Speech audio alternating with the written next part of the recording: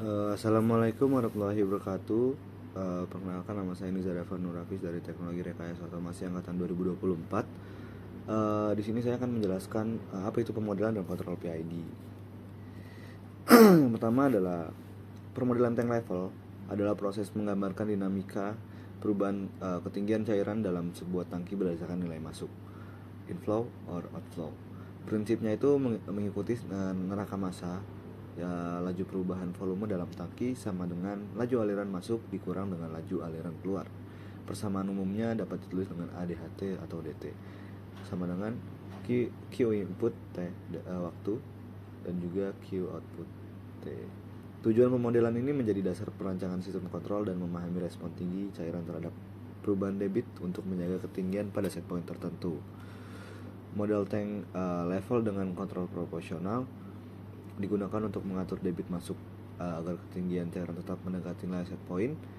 Prinsip kontrol P, sinyal kontrol pompa atau katup dihitung dari selisih error. Di sini juga terdapat rumus kontrol UT sama dengan KP dikali ET itu sebagai H set, T dan juga HT sebagai waktu. KP itu gain proporsionalnya.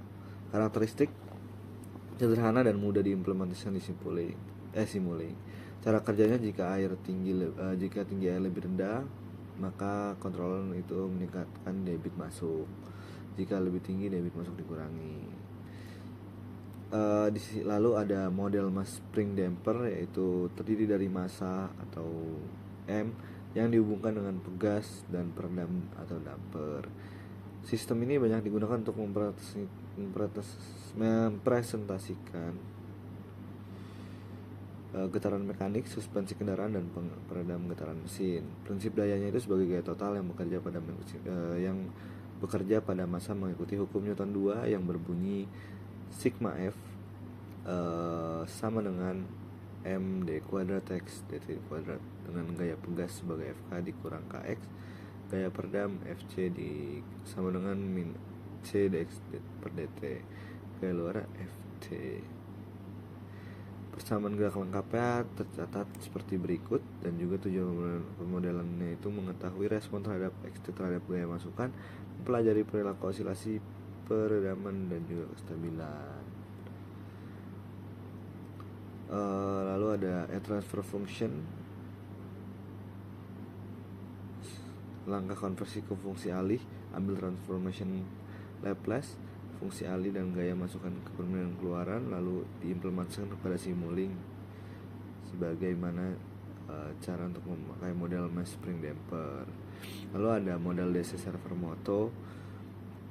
Umumnya DC servo moto itu dilengkapi dengan umpan balik feedback untuk mengatur posisi atau kecepatan secara presisi, biasanya dipakai pada robotika,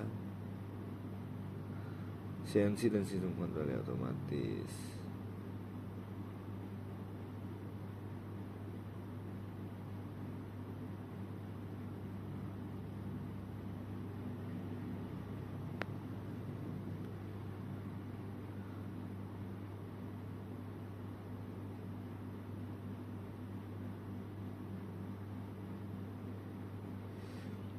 Lalu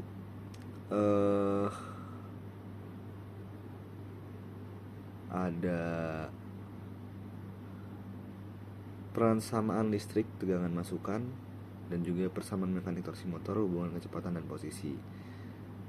Di sini juga terdapat rumus dan juga beberapa keterangan pada model DC servo motor. Lalu ada add S-domain pada model DC servo motor. Konsep S-domain itu diperuntukkan sebagai representasi sistem di domain Laplace dengan variabel kompleks S. Lalu ada langkah di simulink dan juga implementasi simulink. Selanjutnya ada kontrol PID, yaitu salah satu metode kontrol umpan balik yang paling umum digunakan pada sistem otomatis. Tujuannya mengatur keluaran sistem agar mengikuti set point dengan error sekecil mungkin. Lalu ada quarter car model, yaitu penyederhanaan sistem suspensi yang mempresentasikan seperempat bagian kendaraan. Tujuannya menganalisis respon komponen sistem yang terdapat pada quarter car model, itu massa body M, massa roda konstanta, kelakuan, dan koefisien. Persamaan gerak berdasarkan hukum Newton mengasih referensi order. Jadi sebagai contohnya seperti ini. Jadi untuk massa bodi kendaraan ms sekian, mu keterangan dan segala macamnya sekian.